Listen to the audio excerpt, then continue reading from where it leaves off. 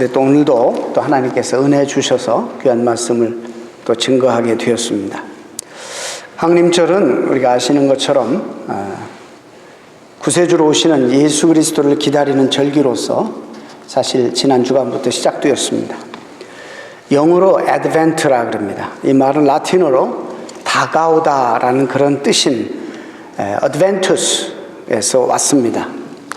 그래서 강림절은 다가오시는 바로 그분을 기다리는 절기다, 이런 뜻입니다.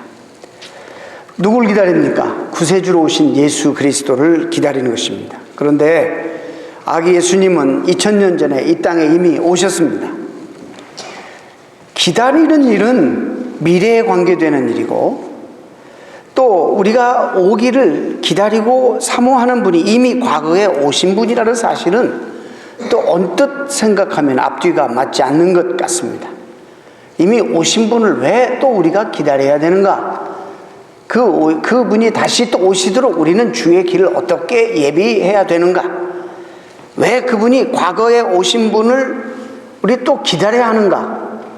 그 까닭은 그분이 오신 목적이 아직 다 이루어지지 않았고 완성되지 않았고 2015년도에도 수없이 그분을 모르는 심령 속에, 아직도 어두운 심령 속에 그분이 오시기를, 탄생하시기를 우리들이 사모하고 바라고 또 그 길을 예비하는 그런 자들로서 먼저 세례 요한처럼 우리도 부름을 받은 자들입니다.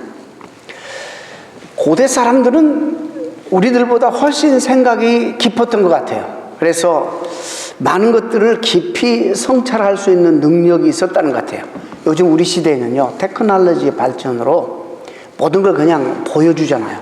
그래서 우리는 눈에 보는 것을 굉장히 익숙해 합니다. 요즘 젊은 컴퓨터 시대는요, 그래서 이러잖아요. 우리가 성찰, 깊은 어떤 사색 이런 게 없어지고 검색만이 있는 시대가 되어버렸다. 컴퓨터에 앉아가지고 그냥 검색하는 거예요.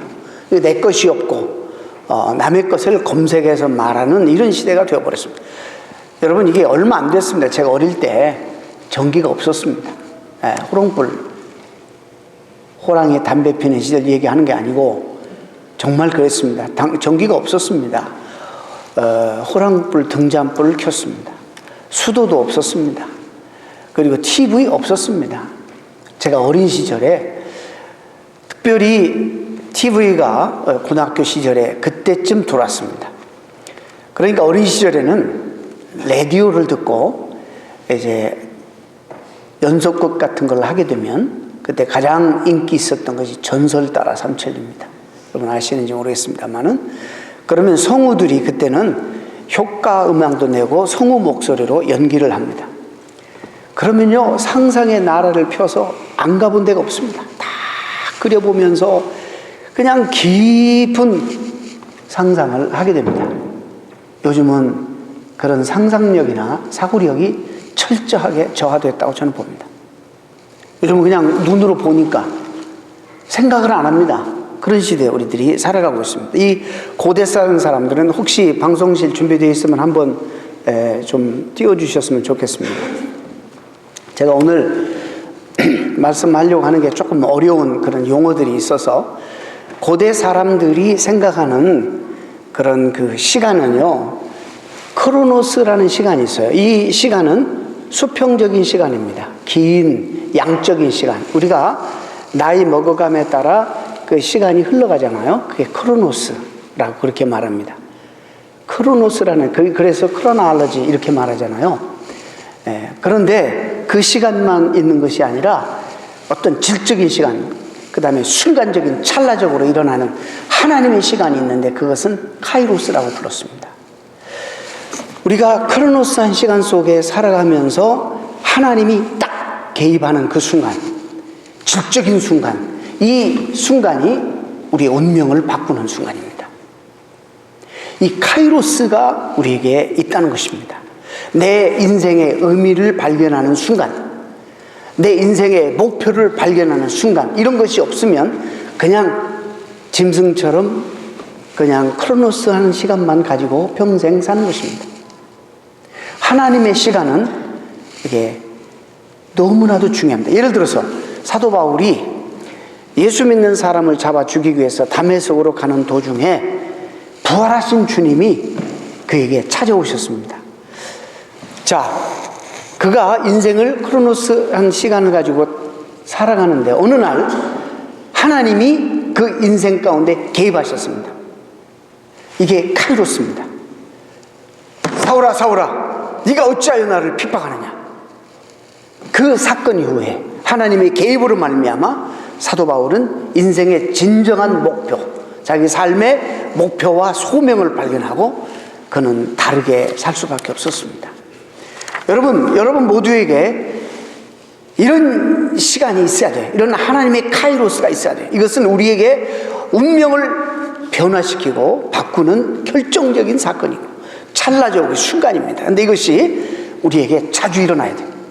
오늘 예배도 하나님이 개입하시는 카이로스의 역사가 우리 모두에게 임하시기를 축원합니다. 나이만 먹지 인생의 목적과 의의와 사명도 모르고 얼마든지 살아갈 수 있기 때문입니다.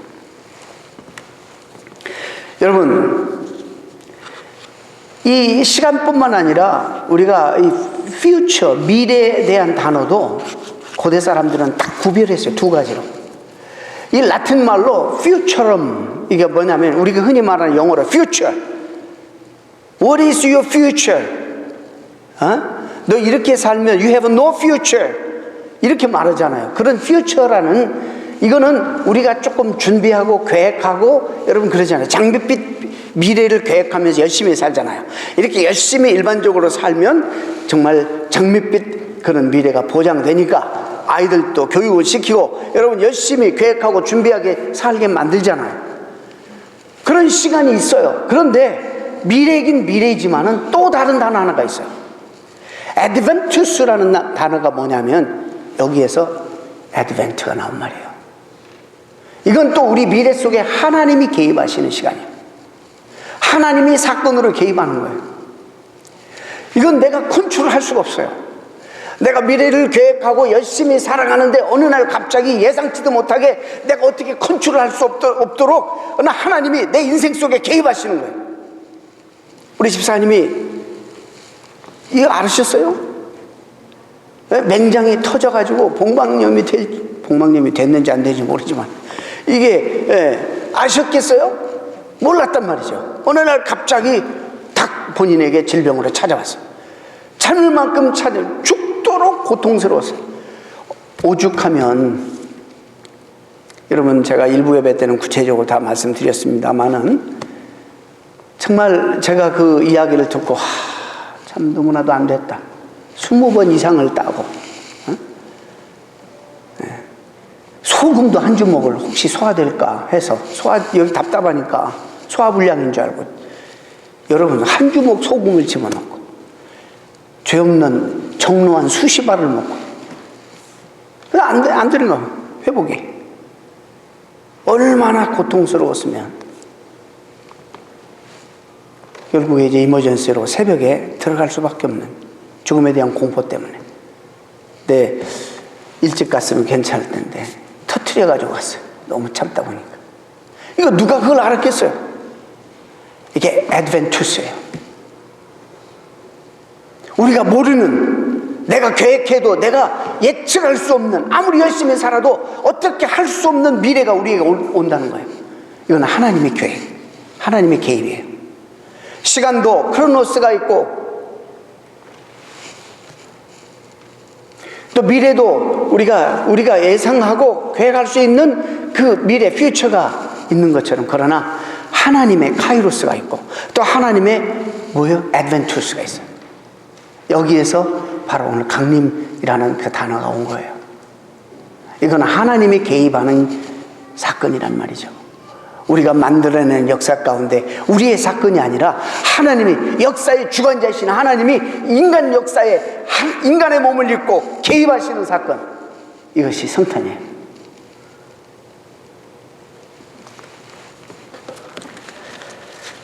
이걸 좀 더 쉽게 말하면 이런 것입니다. 어리석은 부자의 비유를 통해서 한번 설명해 보겠습니다. 이것이 어떤 단어로 다르게 쓰여지는데, 어리석은 부자의 비유 가운데 이제 비즈니스가 잘 됐나 봐요. 그래서 야, 창고도 넓히고 이제 확장시키고, 야, 이제는 내가 평생 먹고 쓸 것이 다 준비되었으니 편안히 눕고 먹고 쉬자. 이럴 때, 자, 이것은 누가 계획한 거예요? 크라나스, 인간의 시간이에요. 아시겠습니까? 그럴 때 하나님이 개입하십니다.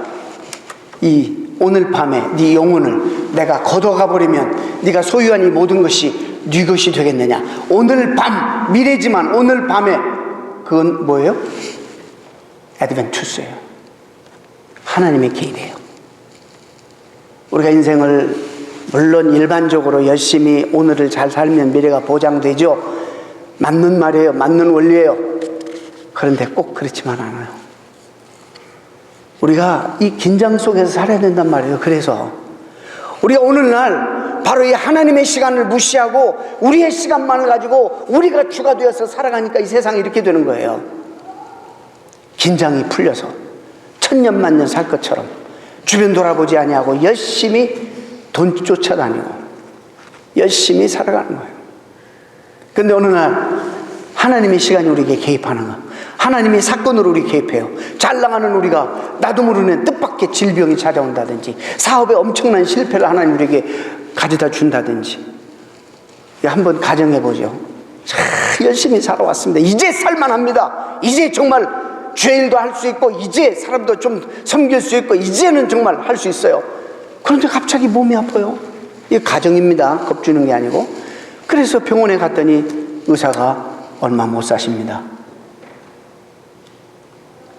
이제 그 사람은 시간이 크로노스는 없는 거예요. 이제부터는. 아시겠어요? 이제 카이로스의 지배를 받고 살 수밖에 없어요. 이제 얼마 남지 않는 시간 동안 나를 보내신 일을 위해서 내 인생을 어떻게 마무리할까? 여러분 그러지 않겠습니까? 그 죽음 앞에서 우리가 할 수 있는 게 뭐 있어요? 그래서 이 긴장을 여러분 아셔야 돼요. 이 긴장을 여러분 아셔야 된단 말이에요. 아무리 내가 계획하고 미래를 아무리 내가 잘 설계하고 장밋빛 그런 미래를 내가 아무리 계획하고 설계한다 할지라도 하나님의 어드벤투스가 임해버리면 여러분 아무것도 할 수 없어요. 그러니까는 이 우리의 시간과 하나님의 시간, 이 긴장 속에서 우리가 조심스럽게 살아야 돼요. 이것을 우리는 다른 말로 하나님을 두려워하는 마음으로 살아야 돼요. 이게 없으면 여러분은 신앙생활 제대로 못합니다. 그리고 이 땅에서도 성공할 수 없습니다. 저는 이 말씀을 세례 요한이 오늘날 많이 나타났으면 좋겠다. 이 세례 요한 같은 메시지를 좀 오늘날 강단에서 전했으면 좋겠다. 세례 요한이 오늘 2015년 이 애드벤트 시즌에 오셔서 세례 요한이 설교한다면 그분이 주님의 길을 예비하러 이 땅에 보냄을 받은 사람이기 때문에 우리는 이제 이 성탄절을 어떻게 준비하고 기다릴 것인가를 지금 고민하는 자들 아닙니까? 자, 세례 요한이 되어서 오늘 설교를 한번 해보려고 합니다. 세례 요한의 설교를.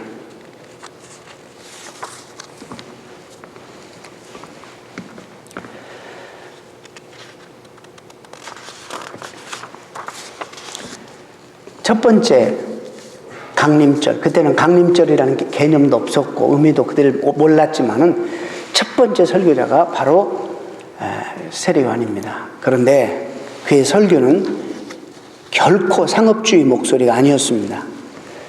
추상 같은 목소리가 유대 광야에 울려 퍼졌습니다. 이사야 40장 3절 이하의 말씀을 그는 광야에 외치는 자의 소리가 있어 가로되 너희는 주의 길을 예비하라. 그의 첩경을 평탄케 하라. 모든 골짜기가 메워지고 모든 산과 작은 산이 낮아지고 굽은 것이 곧아지고 험한 것이 평탄해질 것이고 모든 육체가 하나님의 구원하심을 보리라. 여기에 대한 강의는 제가 몇 회 전에 자세하게 했기 때문에 오늘은 이 부분은 제가 생략합니다. 요한은요, 사가랴, 그 아버지는 사가랴입니다. 사가랴는 누구냐면 제사장입니다.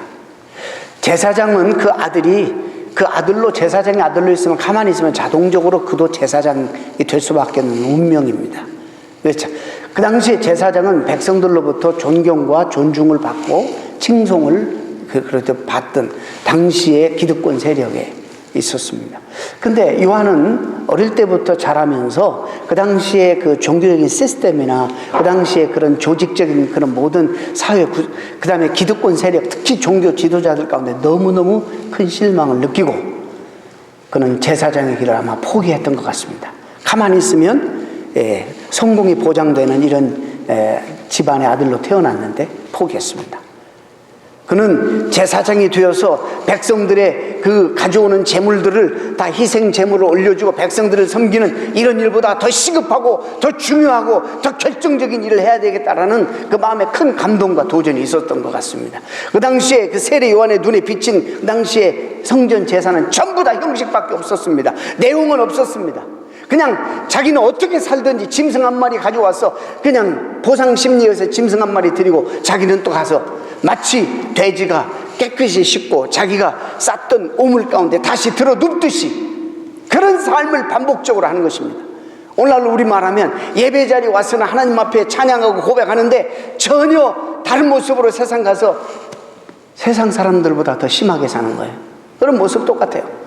너무 함부로 살았기 때문에 그래서 보상심리에 와서 교회 와가지고 여기 와서 또 하나님을 찬양하고 이 순간에는 마치 하나님을 만나고 임재 경험하는 것처럼 예배 드리다가 삶의 현장에 나가면 신생활에서는 전혀 열매가 없는 거짓말도 잘하고 함부로 살아가고 철저하게 세상 휴먼 스탠다드에 입각해서 살아가는 세례 요한의 눈에 보니까 이렇게 해서 제사장이 되면 뭐할까? 지금 제사제도 전체 이 시스템의 종교 생활이 이들에게 전부 형식만 남고 내용이 없어버린 하나님이 없는데 내가 제사장 돼서 그런 일을 내가 해야 된다는 건가?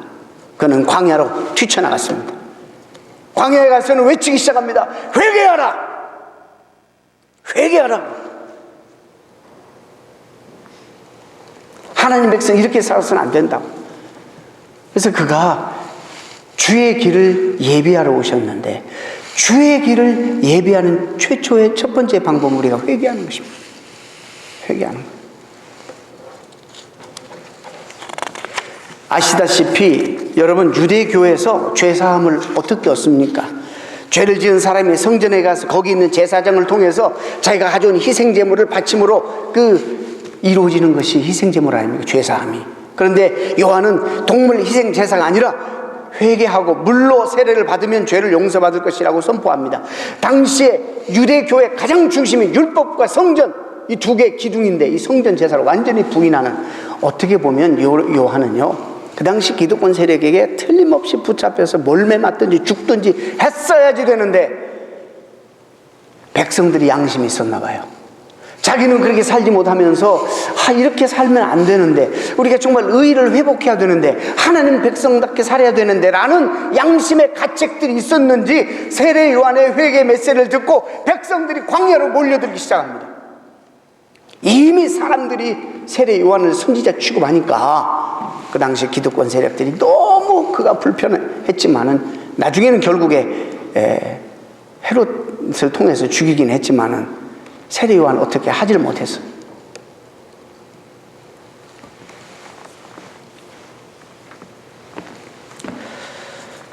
여러분, 근본적으로 유대 전통을 무시하고 성전 제사를 부정하는 그런 설교였습니다.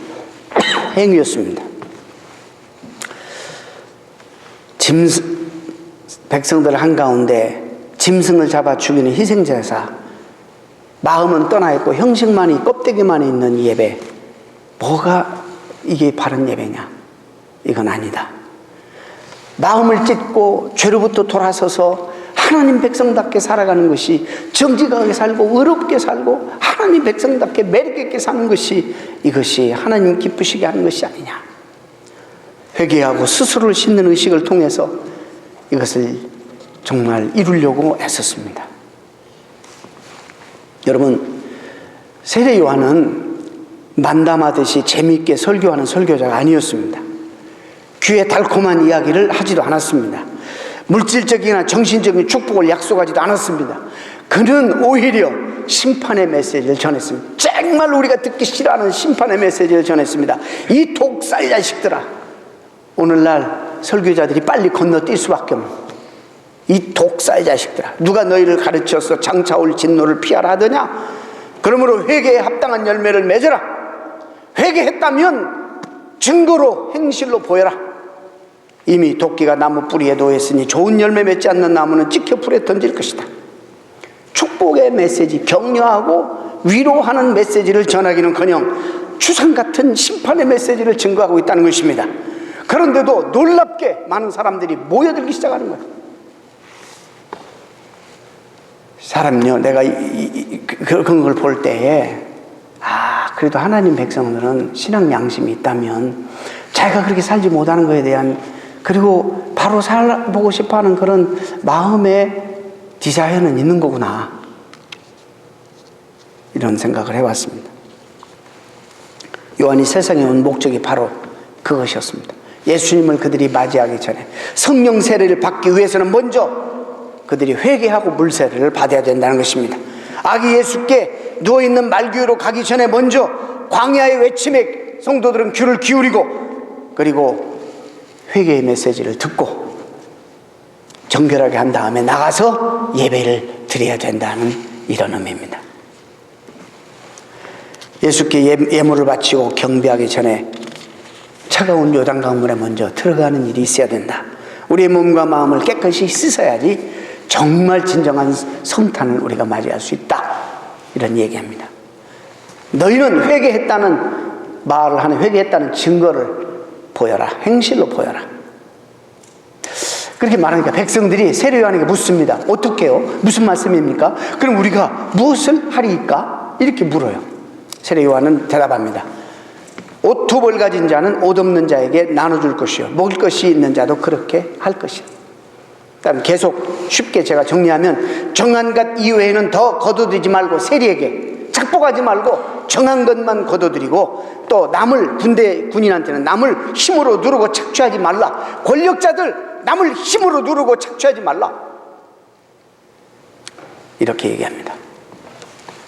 저는 2015년도 강림절을 맞이해서 모든 세계 그리스도의 교회, 이런 세례요한 같은 설교자들이 많이 나타났으면 좋겠다. 뭐 그냥 위로하고 달콤하고 듣기 좋아하는 이야기보다는 정말 주님을 제대로 맞이할 수 있도록, 그리고 회개운동이 일어나고 우리를 돌아보고 우리가 정말로 그리스도인인가 한번 다시 한번 자기를 점검하고 달려가서 주님께 경배하는 그런 애드벤트 시즌이 되었으면 좋겠습니다. 우리 가운데 꾸중이나 비판을 좋아할 사람은 아무도 없을 것입니다. 저는 최근에 글을 하나 읽었는데, 꾸중이 그립다. 꾸중이 그립다. 여러분, 우리에게 정말 우리가 완벽하지 않기 때문에 꾸중이나 어떤 때 긍정적인 참 비판이 필요할 때가 있습니다. 저는 목회하면서 제가 참 가장 안 풀리고 해결이 안 되는 부분 중에 하나가, 제대로 권면해가지고 제대로 그걸 들어본 적이 거의 없어요, 성도들이. 그 권면했는데, 이 목회자가 권면하면 옛날에는 진짜 뭐 하나님의 음성은 아니래도 권위 있게 들어주고 그랬는데, 요즘 시대는요 전혀 그러지 않습니다. 듣기 싫으면 피해버리고 다른 교회로 가든지 교회 안 나오든지, 이런 시대가 되어버렸어요. 정말 우리가 들어야 되는데, 꼭 필요한데 또 듣기 싫은 것이 바로 꾸중이나 비판입니다. 정말 듣기 싫어하는 것입니다. 그래서 요즘은 아무도 꾸중이나 비판을 하지 않으려고 합니다. 여러분, 제일 대표적인 교회가 조엘 오스틴 교회입니다. 조엘 오스틴 목사님 교회는 절대로 꾸중하는 법이 없습니다. 뭐든지 잘했대, 뭐든지 잘한다고, 잘 나간다고. 여러분, 긍정의 힘이라는 거 한국의 베스트셀링이 됐죠. 저는 그 교회는 사실상 십자가 복음만 안전한다고 봅니다. 근데 지금 미국에서 가장 큰 교회.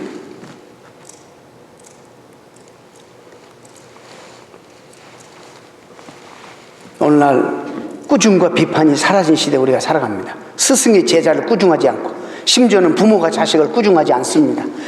어른이 오히려 아이들 눈치를 보고 스승이 제자의 눈치를 보며 부모가 자식의 눈치를 보는 이런 세상입니다. 왜 이렇게 됐을까? 왜 그럴까? 여러 가지 이유가 있겠지만 저는 가장 큰 이유는 무엇이 옳은가, 무엇이 그르고 옳은가, 여기에 중요한 가치를 두는 것이 아니라 무엇이 득이 될까, 여기에 가치를 두기 때문입니다.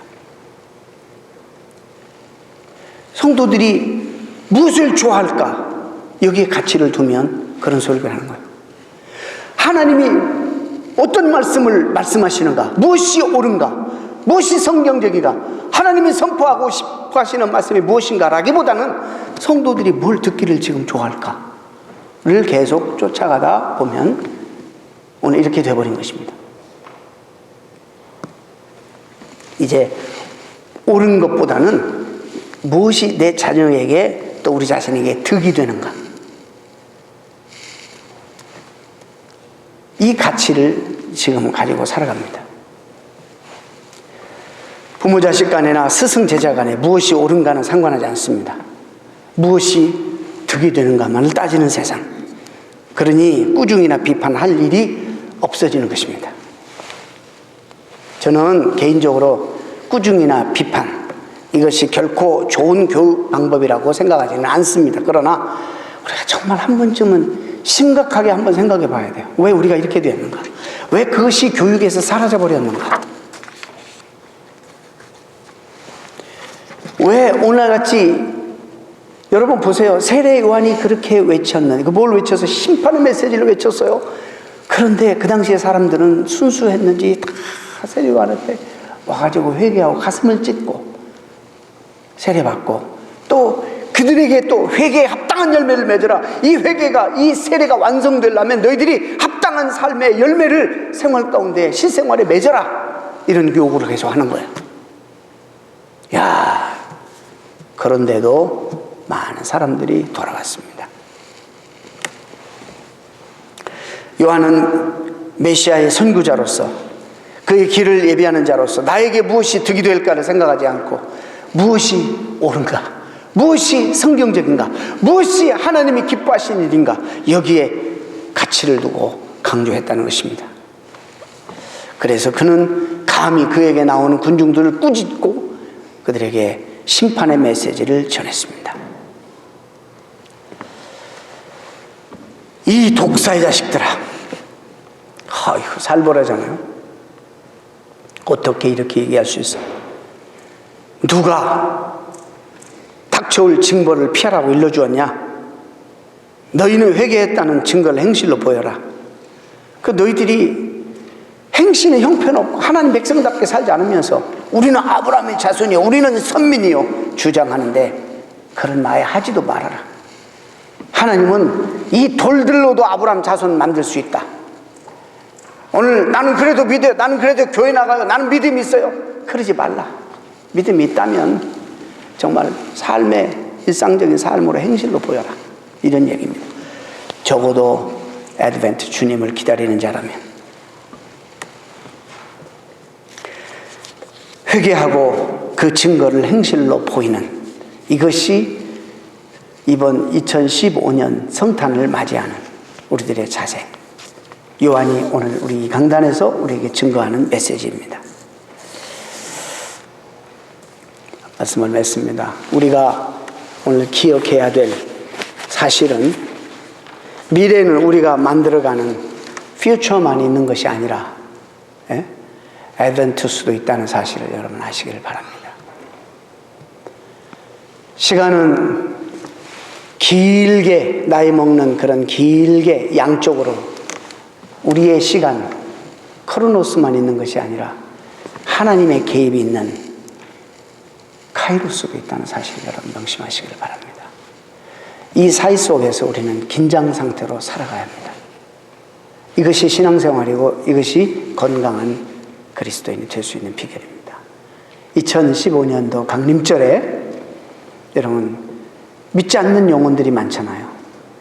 우리가 회개에 합당한 열매를 맺으려면 이웃을 돌아보고 이 시즌의 중심인 그리스도의 사랑을 함께 나누고,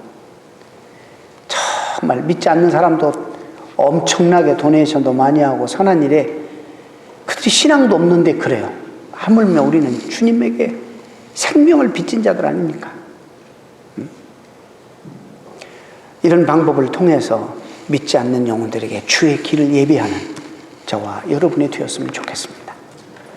이 성탄절에 여러분, 저는 오늘 심판의 메시지도 전했지만은 하나님의 어마어마한 축복과 은혜가 2015년 이 애드벤트 시즌 성탄절에 여러분 가정과 개인과 우리 교회에 충만하기를 주 예수 그리스도 이름으로 축원합니다.